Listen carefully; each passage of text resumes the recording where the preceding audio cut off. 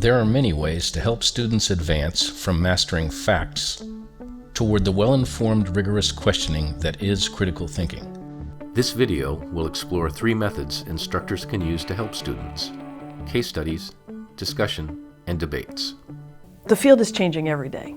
We have capabilities that we didn't have a month ago, a year ago, 2 years ago. And so it's interesting, as I've looked at how my teaching has changed in the 15 years since I've been a professor, I've always thought critical thinking is important, but I've shifted from, okay, you need to learn all this stuff and cram it into your brains and regurgitate it on an exam, to, I need to teach you a set of tools so that you can go out and develop marketing strategies. The important thing about critical thinking is to get the students to the point where they're going to have the ability to learn on their own, to be able to learn how to learn, so to speak, and be able to confront ambiguous situations where there may not be a right or wrong answer. The real value that you're giving these students is how to think through issues, right? How to adapt to different realms of truth. Students need to develop critical thinking skills to meet the unforeseen challenges of their future work. They need to be able to learn, generate strategies, and evaluate alternatives with independence and flexibility.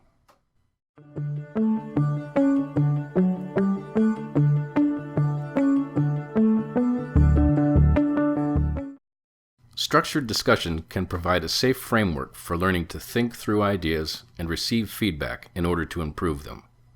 It's interesting to think about how to get everyone in the course interested and willing to participate, and creating a kind of a community of trust in the classroom to facilitate people speaking up. I also prepare a 3-page guidelines for class participation that has a little grid on kind of frequency and quality, and where they can gauge for themselves. Am I speaking too much? Am I speaking too little?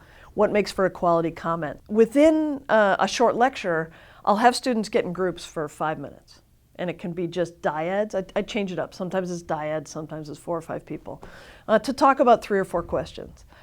And then once they've talked in a group, I can easily cold call on any person in the class, because they've already spoken aloud what they want to say, or they've heard from the person next to them if they didn't feel comfortable in their own idea. You have group work prepared, you automatically raise the level of discussion. If you've all done that, that means you've thought about it pretty deeply already.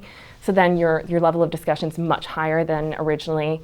If you just came in and you had thought about it and you had your one idea, you really had to have engaged already in debates about it and kind of deciding what you guys think as a group is most important. One of the things that's sometimes difficult to do in a classroom is to tell a student that they're wrong. Occasionally a person will say, well, based on what I read, I think the case says this. Figuring out how to appropriately correct the student without shutting him or her down for the rest of the semester is an interesting process. And what I've found is most successful, there are a couple ways you can do that. One is to kind of deflect it to another student, and then you can get a dialogue going, and you get 3 or 4 people. You can say, well, I don't really agree, I think it's more this, and you can have it come out from the class itself.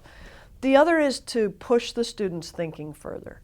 Try to find a situation where the student's answer would be appropriate, because these are smart people, right? And yet help them understand that they didn't quite think far enough, or they didn't read deeply enough, because the other students really appreciate that as well. There was a really interesting article that came out about how Target, the retailer, is using the information that they gather about customers to proactively market to them. I posted it on the discussion board and I created a question, and it was nice because people felt free to disagree with one another. No, I think Target's going too far. No, I think this is just a good use of marketing. I try to help students find their comfort zone and then what they think is over the line. And I don't see it as my job to tell them where their line is. But it's interesting in the classroom, by having a couple cases where they can talk about these issues, I can help students uncover and discover where they think their ethical line is of what's appropriate and what's not appropriate. To make the most of discussions, set concrete guidelines. Use small groups and online discussions to encourage engagement, and find positive, interactive ways of making corrections.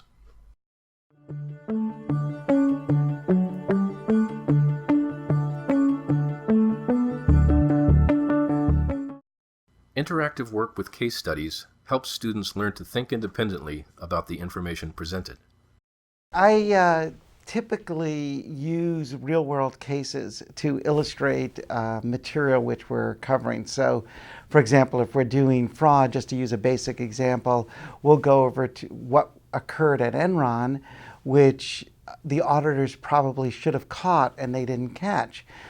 And this becomes important for them to be able to go outside of Fulton Hall, go outside of Boston College, and try to think about where they're going to be and what would they do in that situation. One of the things I do, even though it's undergraduates, it's in my syllabus, it's on day one, I say it, I'm cold calling. If you're not prepared, you have to let me know beforehand. And if you let me know beforehand, I won't call on you, but if it happens more than once, you're going to be held responsible. And that expectation, where we're trying to learn together. I don't do it using fear. I try not to use the process of fear. I try to use it as a collaborative effort, that if they're prepared, I'm going to work with them. So if they come up with the wrong answer, that's okay, as long as they've thought it through. And one of the key attributes which ties into critical thinking, which I try to constantly emphasize in class, and I use that actually as a framework, is this notion of professional skepticism. That I actually put it in the syllabus, I use this as the overarching theme of the course, is that they need to be skeptical of information which they're presented with. So a lot of my cases ask them to role play as well, so that they're actually thinking about, okay, if a superior asks me to present information which just simply confirms what management wants to hear, will I be able to come up with counter arguments if I believe that management is not absolutely correct? So the case method also allows a lot of interaction between the student and the professor, and questioning and continuing to question and making them defend a point builds their skills, builds their thinking skills, and builds their ability to offer persuasive arguments which are based on solid evidence as opposed to intuition and emotion. Ultimately, if I could back up my assumptions and say, no, I believe this is right, I can tell you why, like I can stand behind this. I think that was a good experience for me, learning to defend every assumption I had to make in order to get to an answer. Cases are written up, and it's a third of their final grade, which is quite high. So I'm a strong believer, and as my accounting background, that the only thing that counts is that which is counted. And unless you count critical thinking skills, unless you make that a part of what's rewarded and evaluated, I don't know if students are going to actually give it enough attention. And on exams, I don't just use factual questions. I'm asking them to go through some mini cases and present arguments which critical thinking is going to be evaluated.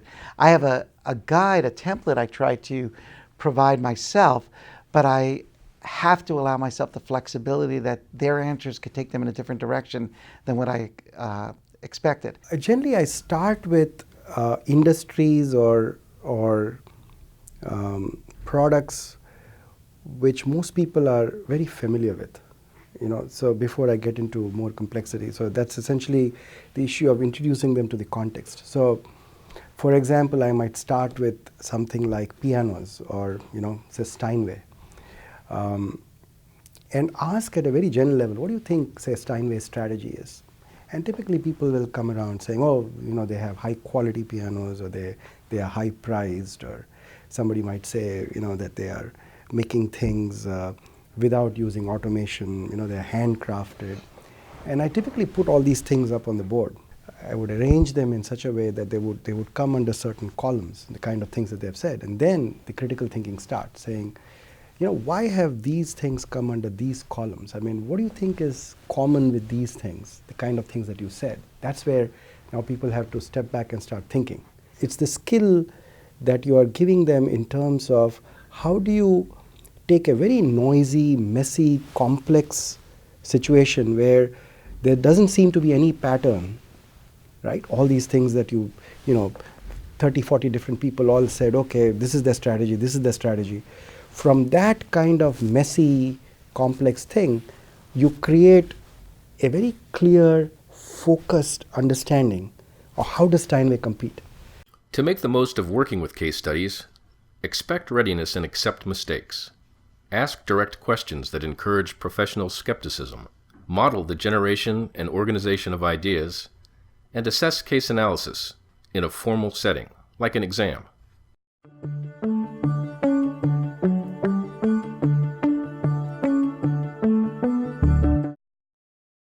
Debates encourage students to take ownership of an argument, while keeping a critical appreciation for other positions. There's almost this sort of deference to the professor or deference to other students where they're a little bit more reluctant to take on a challenging attitude that I think is really at the heart of critical thinking. Is in some way or another you're challenging an idea. You're challenging it to see is it true or is it not, or when is it true, and if someone has made an argument, does that argument hold water or not? So you're trying to get below the surface of an argument, and to do that you have to confront it in some way. One approach I've used that works well is to set up a debate between two teams of students, or one half of the class and the other, where there's some issue at hand that clearly does not have a right answer, but forces them both to engage the issue more deeply, but also it creates kind of a built-in confrontation, which gets over that prior issue I had. It's funny, once you set them up into a debate format, then the competitive juices start kicking in, and they're not shy at all about advocating for their position. There's a very common pattern we see in the technology world of two technologies that are in competition for a particular market, and for a variety of reasons, one generally tends to win a dominating market share. I have a structured framework for assessing the likelihood of a victor in a situation like this. And so what they'll need to do a good job of advocating for their position is to really understand the framework, do some research to find out how well each technology matches up on the criteria on the framework. And to do well, they have to anticipate what the other side is going to analyze and how they're going to make their own case so they can be prepared to rebut it. So it tends to lead to a very lively discussion.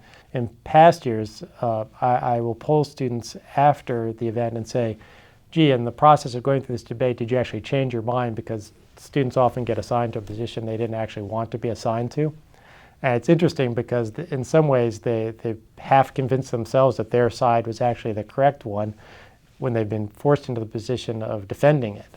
So I think I see that as a really nice evidence of critical thinking in action, where someone has really moved from their initial or surface level position on an issue to a different position, having gone through a deeper process of analysis. To make the most of debates, assign students to positions that will challenge their assumptions, require students to own an argument, and generate alternatives. Have students reflect on their thinking process. You walk into the class and there's a certain electricity that comes, and you realize that every class, right, even if you're teaching the same course over years, I mean, you're changing the cases, of course, you're making them up to date and all that, but because you're focusing on that journey of how to make people think, there are always things to learn. There are many ways to help students develop critical thinking. They all share key characteristics: setting clear and high expectations, using tools and techniques that will engage students, and providing feedback to improve their learning. A foundation in critical thinking will help students learn, grow, and meet challenges successfully throughout their academic work and into their working lives.